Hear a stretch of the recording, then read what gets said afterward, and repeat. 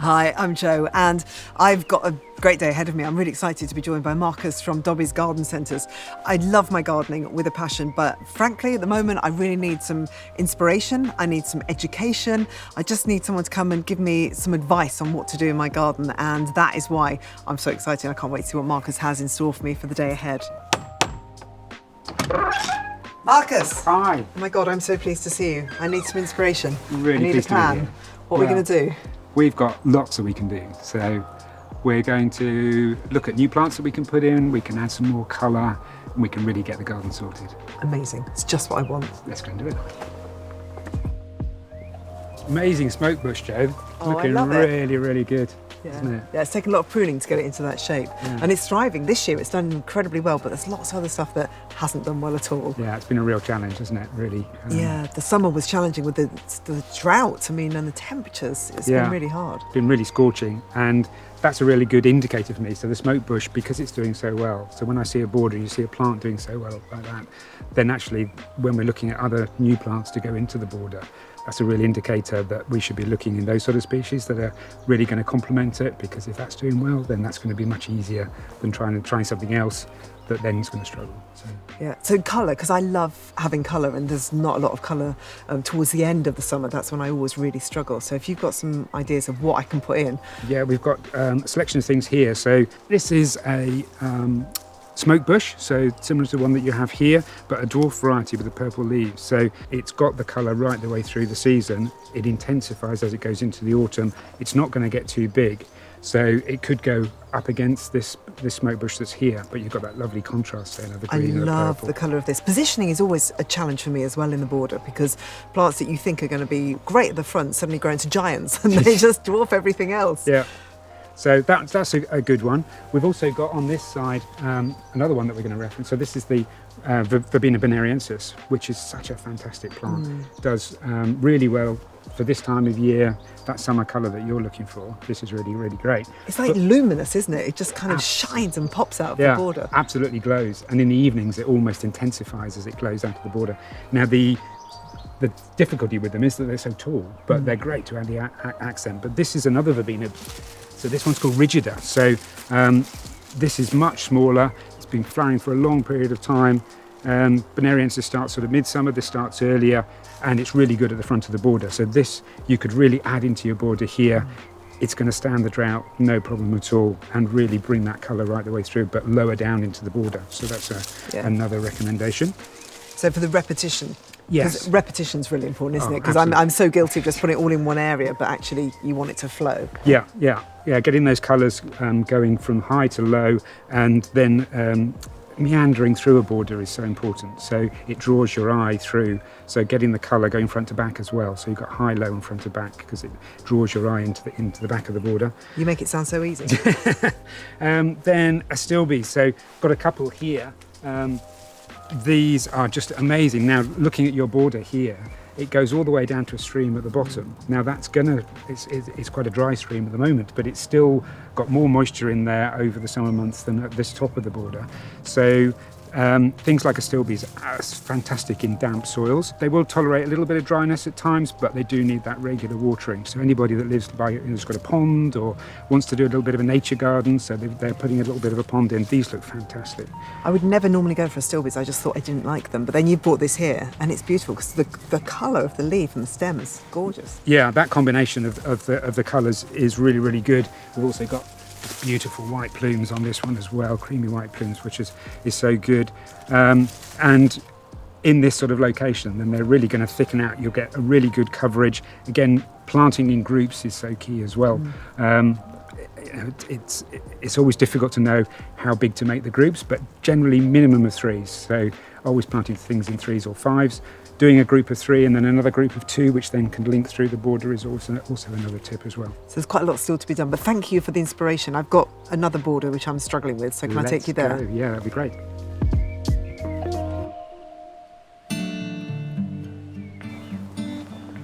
So this is another area of the garden. I put in as many plants as I possibly can, and still there are bare patches. So what can I do to make this better? Well, we're going to again get some clues really from the plants that are doing really well here. So the hydrangea paniculata here, which is doing really well. So we've got other varieties of those here, which are lots of different varieties coming out now, so lots of different shapes and sizes, so a really good one. Also, I see you've got alliums which you've had in the border, which must have looked fantastic when they were flowering. Yeah.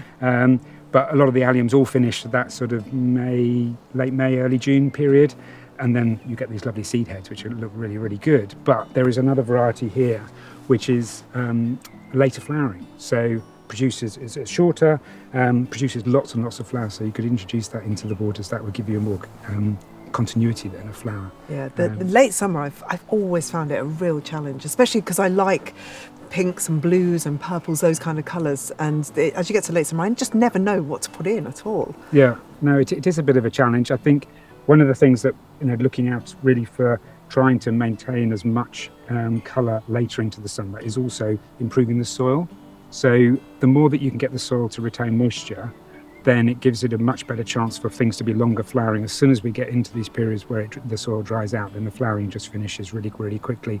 And that would mean that things like clematis or roses, etc., they all struggle to do that reflowering. So if you do a lot of pruning, even on hardy geraniums and things like that, then they will reflower.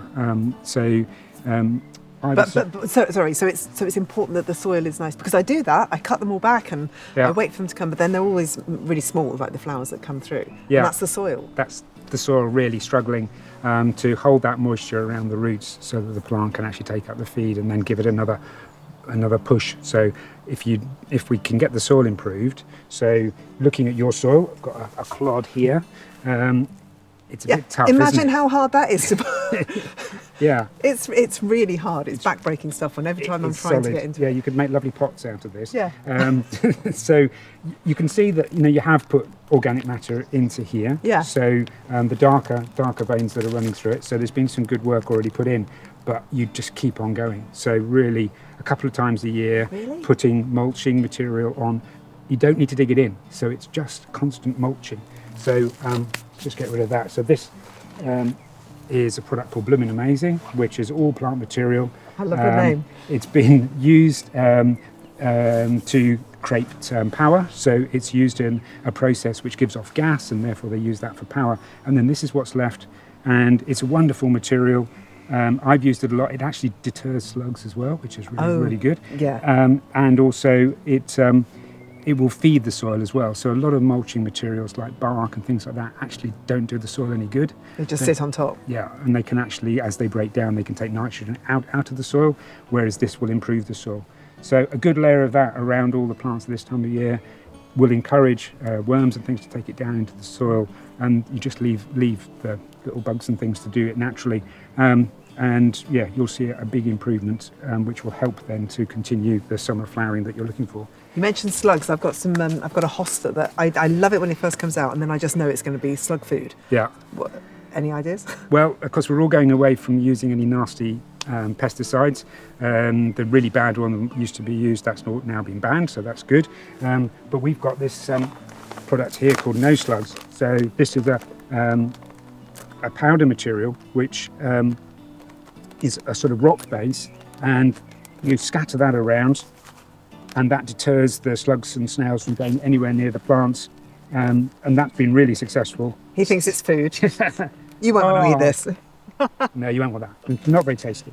So yeah, we'd always go for the more safer options, using a barrier. So we've got various sort of different types of barriers which you can put round. Great on the top of pots. Putting hostas into pots is great. I put all my hostas in pots at home because it's just, I'm fighting a losing battle with slugs in my garden. So put that around the base of it, or all the leaves. No, it goes around the base of the soil, and it will. They just won't cross the barrier, so they won't go in to actually start to feed.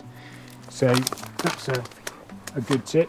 Then finally, just on the for planting. So if we're actually going to be starting to get some of these plants into the border, then this is our new John Innes peat-free compost. So there wasn't such a thing as a peat-free John Innes until recently. We've developed a whole range. This is the mature plant one. So there are 3 different grades. There's number 1, number 2, and number 3. This is for mature plants. Yep. And this is soil-based. So if you see it, give me a handful. It's wow. So it's really very reminiscent of your soil, but it's been mixed with organic matter, and and it's a very traditional recipe. It's been going since the 1930s, and that is a really good planting media because the plants are grown in ideal compost on the nursery. Then to get used to this soil can be a bit of a challenge. So you use this when you're planting something? Yeah. Okay. Yeah, so it really gives you that buffer around the plant. The plants will grow into this really well, and then they can then venture off into your heavy soil. I know it's heavy, you don't have to make me feel bad about it. But now when you've got the mulch in there, it's all going to get better. It's all going to be doable. Okay, fine. And you're promising to come and lend me a hand. Thank you very much. Certainly, I'll be here. But you're going to have to bring a team with you. It's not just we can't do it alone. Sorry, does that go back in there? So, so hopefully that gives you some tips. Yeah. We're then going to, I've got some ideas for your front front door over there. My entrance. So we're going to have a look. All right.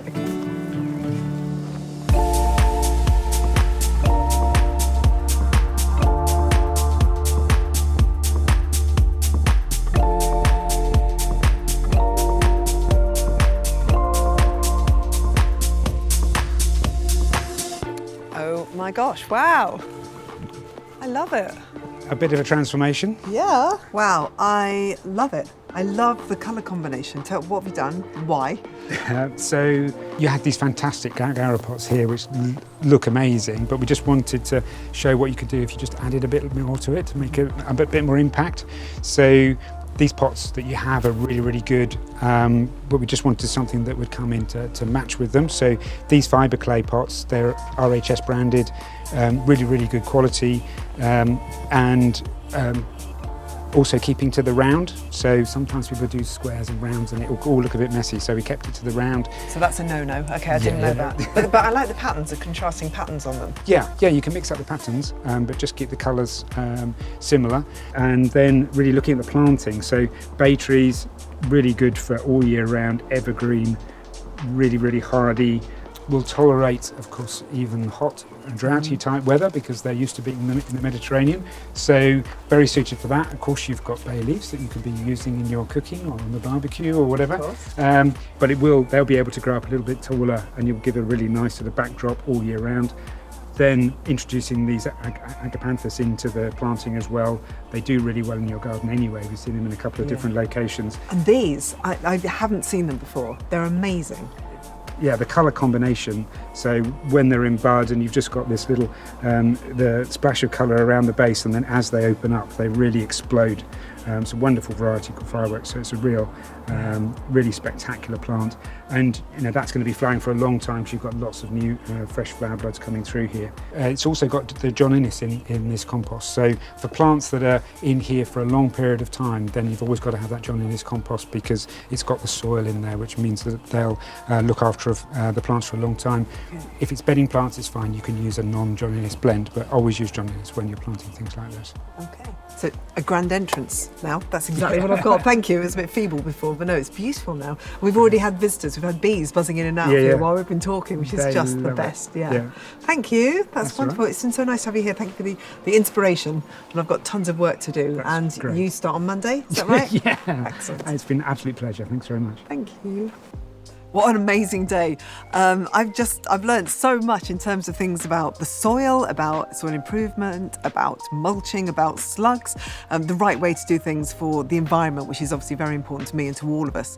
And then also just planting in terms of what to put in the borders, in terms of height and what's going to suit the season as we go through, because, sometimes I just struggle to have colour. And Marcus has been brilliant today in helping me with that. And then how to make a grand entrance. I've loved the way that the entrance to my house is now radically changed. It looks very beautiful. So it's been the best day. I've had such a great time and I'm very grateful to Marcus.